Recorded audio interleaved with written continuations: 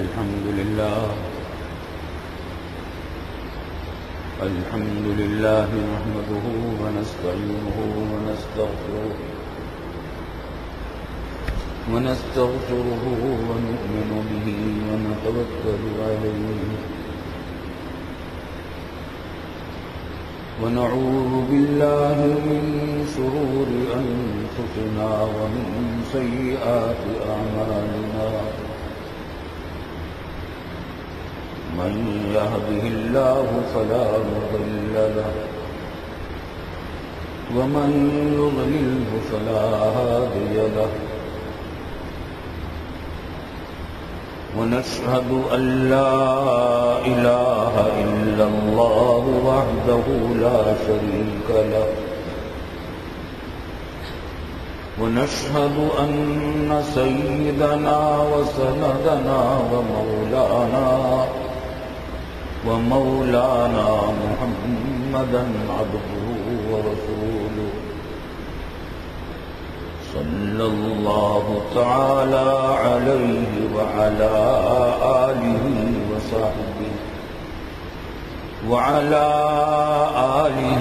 وصحبه أجمعين وسلم تسليما كثيرا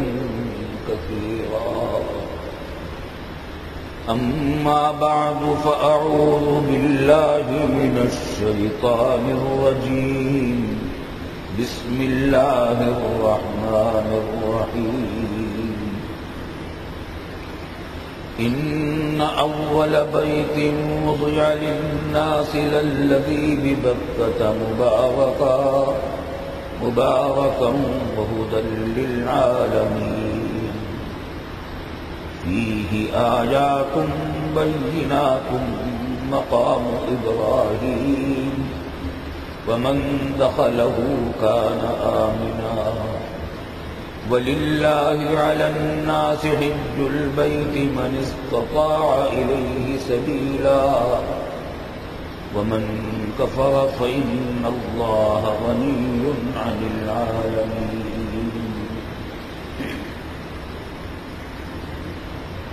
بزرگان محترم، برادران عزیز،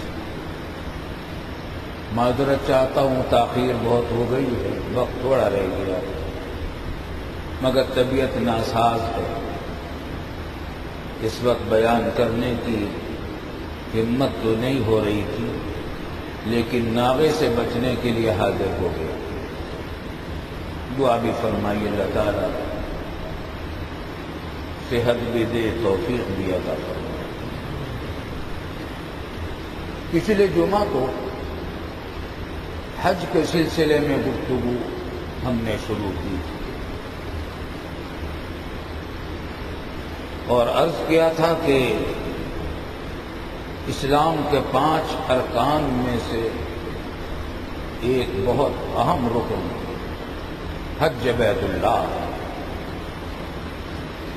سب سے پہلا رکن شہادتین ہے، لا الہ الا اللہ محمد رسول اللہ، زبان سے اس کا اقرار، دل سے اس کا یقین، یہ پہلا رکن ہے اسلام کا۔ اور دوسرا رکن نماز ہے، 5 وقت کی نماز۔ تیسرا رکن زکوٰۃ، سال میں 1 مرتبہ۔ چوتھا رکن رمضان کے روزے، اور 5واں رکن یہ حج بیت اللہ ہے۔ ہر رکن اپنی عظمت ایسی رکھتا ہے کہ اس کو بیان کرنا آسان نہیں۔ حج بیت اللہ بھی وہ عظیم الشان رکن ہے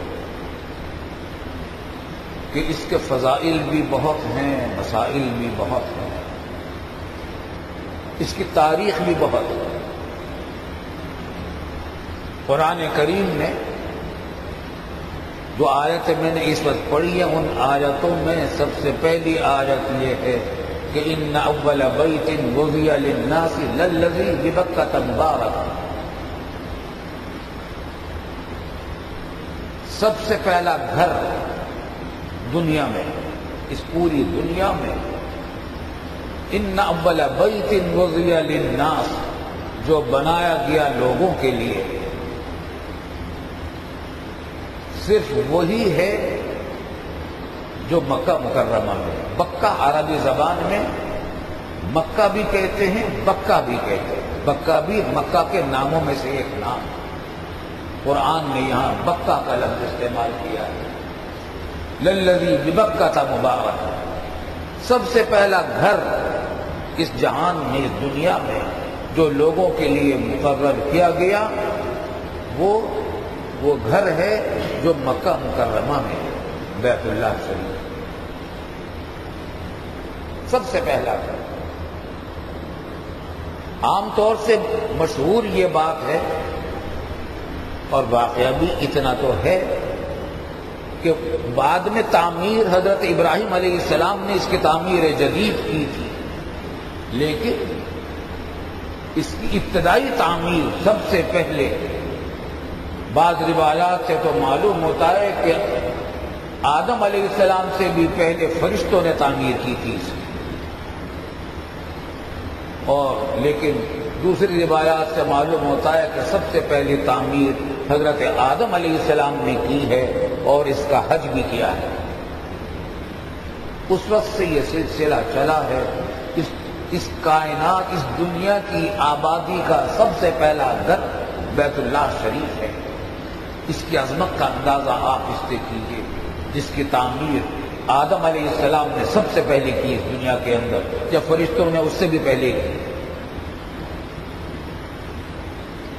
پھر یہ عبادت گاہ بنا رہا. انبیاء کرام آدم علیہ السلام کے بعد جو آئے وہ بھی اس کا حج کرتے رہے، یہاں تک کہ نوح علیہ السلام کا زمانہ آیا، اور طوفان نوح میں جب اس دنیا پر آباد علاقے پر جو طوفان نوح آیا تھا، اس طوفان نوح کے اندر بیت اللہ شریف کی تعمیر، عمارت منہدم ہو گئی.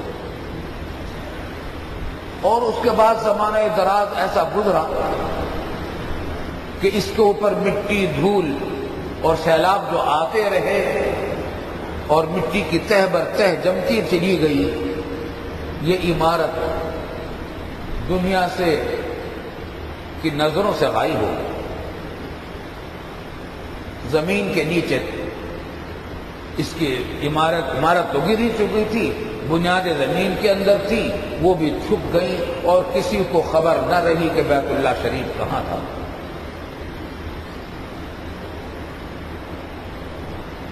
یہاں تک کہ حضرت ابراہیم علیہ السلام کا زمانہ آیا، اور ان کی تاریخ بھی بہت ہی عجیب و غریب ہے، ایمان افروز بھی ہے، سبق آموز بھی ہے. سراپا امتحانات اور آزمائشوں کی زندگی ہے حضرت ابراہیم علیہ السلام. عراق میں پیدا ہوئے تھے، بابل کے رہنے والے تھے، جہاں بادشاہ نمرود تھا. باپ بت پرستی میں مبتلا تھے، پوری قوم بت پرستی میں مبتلا تھی، بادشاہ بھی بت پرستی میں مبتلا تھا. قرآن کریم نے وہ واقعات ذکر کیے ہیں، ان کے جو مکالمے ہوئے ہیں اپنے قوم کے لوگوں سے، خود اپنے والد سے، آزر سے. بہت سمجھایا ابراہیم علیہ السلام نے ان لوگوں کو کہ باز آ جاؤ بت پرستی سے، عبادت کے لائق صرف وہی ذات ہے جس نے اس کائنات کو پیدا کیا ہے. لیکن ان کے مقدر میں ایمان اور ہدایت نہیں تھی. یہاں تک کہ ابراہیم علیہ السلام نے کہا کہ اگر تم نہیں مانتے تو پھر میں چھوڑ کر چلے جاتا. سورہ مریم میں یہ واقعہ پورا مذکور ہوا قرآن کریم. اور یہاں سے ہجرت کر کے تشریف لے آئے سرسبز شاداب علاقوں میں آ کر رہے. پھر طویل داستان ہے وہاں کے بادشاہ کے ساتھ کیا گزری، وہاں کے لوگوں کے ساتھ کیا گزری. 80 سال سے بھی زیادہ عمر ہو گئی تھی، کوئی اولاد نہیں تھی، بڑھاپا آ گیا تھا. تمنا تھی کہ کوئی اولاد مل جائے، تو دعا کی ابراہیم علیہ السلام نے، اور اللہ رب العالمین نے وہ دعا اس طرح قبول کی کہ 80 سال سے زیادہ عمر ہو چکی تھی، بیٹا اسماعیل علیہ السلام اللہ نے عطا فرمایا، ہاجرہ کے بطن سے، ہاجرہ کے پیٹ سے۔ آپ اندازہ کیجیے، جس کو 80 سال کی عمر میں پہلی اولاد ملی ہو بیٹا، اس کا لاڈ پیار، اس کی محبت، اس کی شفقت، اس کے دل میں اس کا کیا حال ہوگا، اور جس ماں کے بدولت وہ بچہ ملا، اس ماں سے کیا محبت ہوگی، اس بیوی سے کیا محبت ہوگی۔ ماں بابل میں وہ آتش نمرود کا واقعہ پیش آ چکا تھا، سخت ترین ابتلا اور آزمائش تھی، آگ میں ایک جہنم تیار کیا گیا تھا، گویا کہ اس کے اندر پھینکا گیا تھا، پھر اس میں سے اللہ تعالیٰ نے سلامتی کے ساتھ نکالا تھا۔ بابل سے اس سرسبز و شاداب علاقے میں آئے، مصر اور شام وغیرہ کے علاقے میں اللہ نے بیٹا عطا فرمایا، ابھی دودھ پیتا بچہ تھا، چند مہینے عمر تھی، حکم آیا، براق آیا، براق، وہ جانور جو حضور صلی اللہ علیہ وسلم کو لیلۃ المعراج میں آسمانوں پر لے کر گیا تھا، وہ براق بھیجا اللہ تعالیٰ نے، جبریل امین ساتھ آئے اور کہا کہ چلیے، کہا کہ کہاں کہ پتہ چل جائے گا، اور بیوی کو بھی لے لیجیے، بچے کو بھی لے لیجیے۔ اللہ کا یہ نبی جس نے ہر آزمائش میں بے چون و چرا اللہ کے ہر حکم کی اطاعت کی تھی، اپنی بیوی اور چند مہینے کے دودھ پیتے بچے کو لے کر براق پر سوار ہو گئے، اور براق وہاں سے روانہ ہوا اڑتا ہوا۔ راستے میں صحرا بھی آئے، خشک پہاڑ بھی آئے، سرسبز و شاداب علاقے بھی آئے۔ جب کوئی سرسبز و شاداب علاقہ آتا تو جبریل امین سے کہتے ابراہیم علیہ السلام یہاں اتر جائیں، کہا کہ نہیں، آپ کے لیے حکم آگے ہے۔ یہاں تک کہ وہ علاقہ آ گیا سرزمین عرب کا، جہاں بعد میں مکہ مکرمہ کا شہر آباد ہوا۔ اس وقت یہ وادی غیر ذی زرع تھی، قرآن کریم نے اس کا ذکر کیا، ایک وادی تھی، میدانی علاقہ تھا پہاڑوں کے بیچوں بیچ، جہاں زراعت نہیں ہوتی تھی، نہ ہو سکتی تھی۔ ایسا لق و دق صحرا، ایسے لق و دق خشک پہاڑ، ایسے لق و دق خشک اور بنجر زمین، اس کے اندر یہ 3 آدمیوں کا قافلہ اتر گیا۔ اللہ اکبر! آزمائشیں ہیں، آزمائشیں بھی معمولی انسانوں سے نہیں لی جاتی، عظیم انسانوں سے لی جاتی ہیں، انبیاء کرام سے لی گئی ہیں۔ سب سے زیادہ آزمائشیں انبیاء کرام علیہ السلام سے لی جاتی ہیں، اور ابراہیم علیہ السلام تو انبیاء کرام کے باپ دادا ہیں، کیونکہ بعد کے جتنے انبیاء کرام دنیا میں آئے سب انہی کے اولاد میں تھے، تمام، حتیٰ کہ تاجدار دو عالم سرور کونین صلی اللہ علیہ وسلم۔ یہ تیاری تھی، اندازہ کریں کس بات کی تیاری تھی۔ حضرت صلی اللہ علیہ وسلم کی اس سرزمین میں تشریف آوری کی تیاری ہو رہی تھی۔ یہاں آ کر یہ قافلہ اترا، بے آب و گیا سرزمین میں، نہ کھانے کو کچھ، نہ پینے کو کچھ، نہ پہننے کے لیے کوئی اور سامان، نہ سب چھپانے کی کوئی جگہ۔ دودھ پیتا بچہ ہے، بیوی ہے، شوہر ہے۔ ابراہیم علیہ السلام وہاں سے نکلے اور براق واپس چلا گیا، جبریل امین علیہ السلام بھی واپس چلے گئے۔ کوئی آبادی دور دور تک نہیں، کوئی پرندہ تک نہیں ہے، زندگی کے آثار نہیں ہیں، پانی کا کوئی نام و نشان نہیں ہے، دور دور تک پرندہ بھی کوئی نظر نہیں آتا۔ پرندہ بھی تو ایسی جگہ نظر آتا ہے جہاں آس پاس میں کہیں پانی ہو۔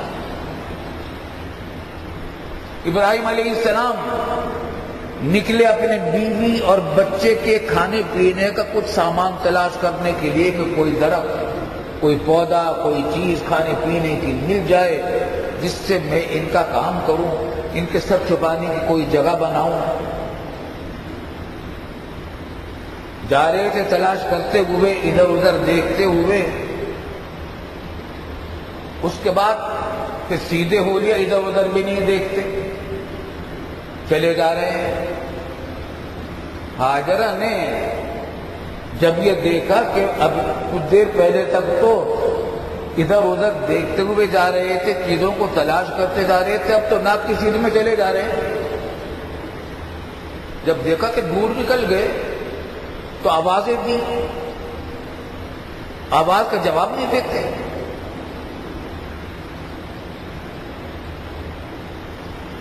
تو ان کو خیال ہوا کہ اللہ کا یہ نبی ہے، بیوی بچوں کو بے یار و مددگار چھوڑ کر اس طرح نہیں جا سکتا جب تک اللہ تعالیٰ ہی کی طرف سے کوئی حکم نہ آیا۔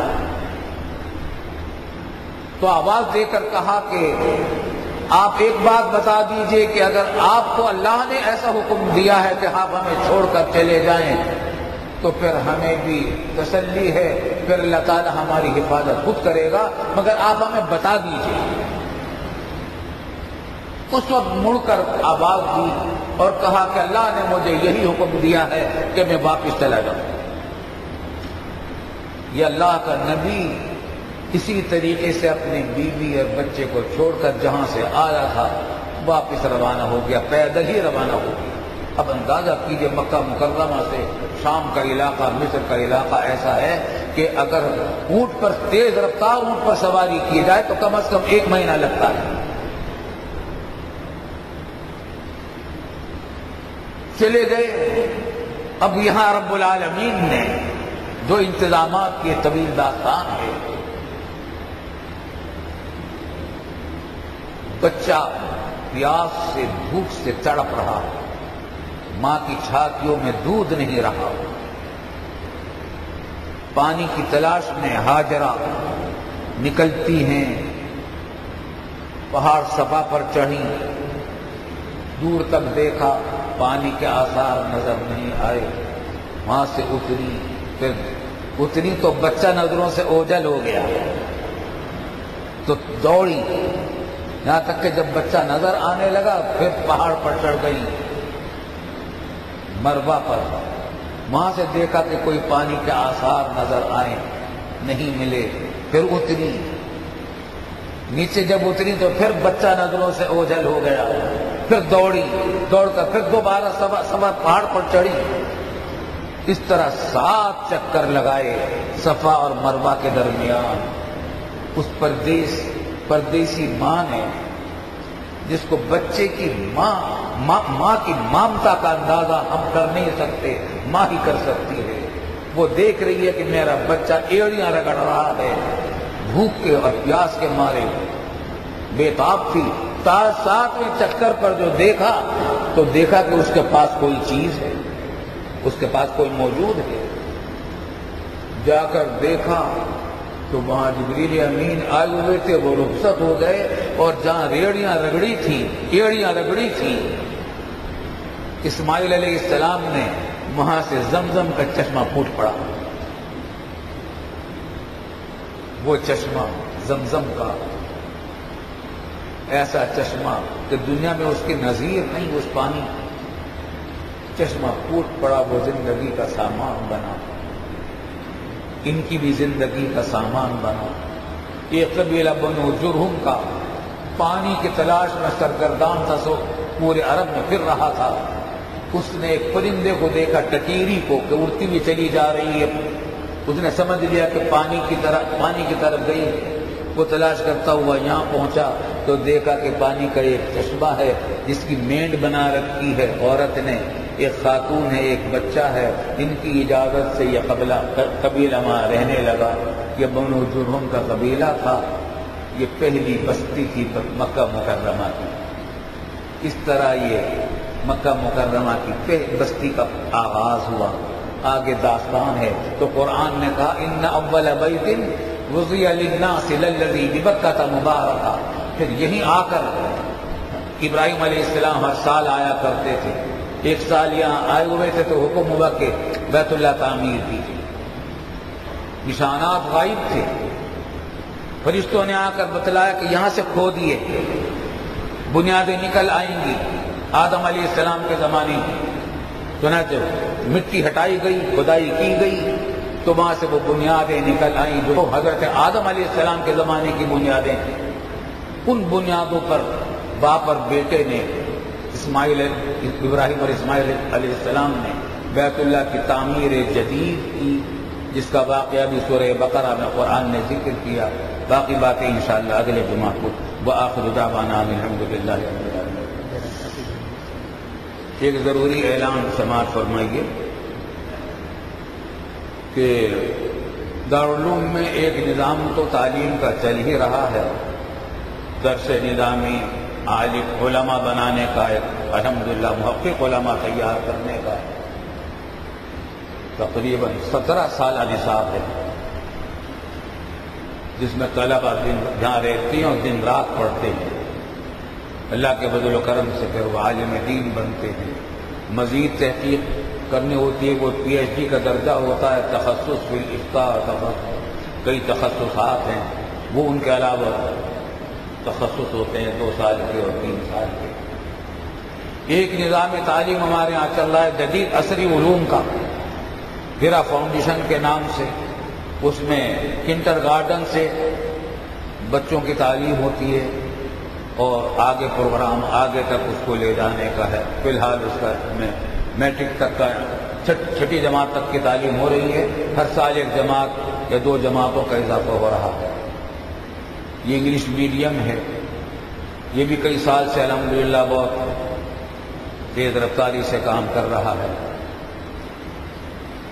مگر پھر بھی یہ تو ان لوگوں کے لیے انتظام ہے جو باقاعدہ تعلیمی زندگی گزارنے کے لیے کسی تعلیمی ادارے سے وابستہ ہوتے ہیں، لیکن عوام لوگ جو جن کو بیچاروں کو شروع سے کوئی دینی تعلیم نہیں ملی، کوئی ملازمت کرتا ہے، کوئی مزدوری کرتا ہے، کوئی تجارت کرتا ہے، ایسے حضرات کے لیے بھی ایک نصاب بنایا گیا ہے۔ اس نصاب کا نام ہے دراسات دینیہ۔ یہ کورس پڑھایا جاتا ہے اور یہ بھی دارالعلوم میں الحمدللہ پچھلے سال بھی ہوا تھا اور تقریباً 2-3 سال سے جاری ہے۔ اس میں داخلے جاری ہیں، آج کل داخلے ہو رہے ہیں، اور 18 شوال، آج 17 شوال ہے، کل شام تک جاری رہیں گے اس میں داخلے، اور اس میں استقبالیہ کیمپ سے رابطہ قائم کیا جائے۔ یہاں ادھر دارالقرآن کی عمارت میں استقبالیہ کیمپ قائم کیا گیا ہے۔ صبح 8 بجے سے 12 بجے تک اور شام کو 3 بجے سے 5 بجے تک وہاں داخلہ فارم حاصل کیے جا سکتے ہیں، اور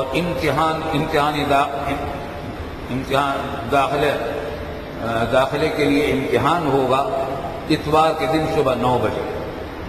فارم کل تک مل جائیں گے، کل شام تک، اور پرسوں کو امتحان داخلہ ہوگا۔ داخل اس میں ان لوگوں کو کیا جائے گا جنہوں نے قرآن کریم ناظرہ صحیح تلفظ کے ساتھ پڑھا ہوگا، پہلے سے پڑھ رکھا ہو، صحیح تلفظ کے ساتھ قرآن کریم ناظرہ، اور کم از کم مڈل پاس لوگ ہوں، لکھنا پڑھنا جانتے ہوں۔ ایسے حضرات کو داخل کیا جا سکتا ہے اور استقبالیہ کیمپ سے وہ حضرات رجوع کریں۔ تعلیمی دوران یا روزانہ شام کو 6 بجے سے رات کو 10 بجے تک ہو، شام کو 6 بجے سے رات کے 10 بجے تک، جس کا مطلب یہ ہے کہ مغرب اور عشاء کی نماز بھی یہی دارالعلوم میں پڑھنی ہوگی۔ جن حضرات کو اس میں دلچسپی ہو ان کے لیے بڑا اچھا موقع ہے۔ ششماہی امتحان دارالعلوم لے گا 6 مہینے کے بعد، اور سالانہ امتحان وفاق المدارس جو ہمارے دینی مدارس کی، پورے ملک کے دینی مدارس کی متفقہ تنظیم ہے وفاق المدارس، اس کے تحت امتحان ہوگا سالانہ۔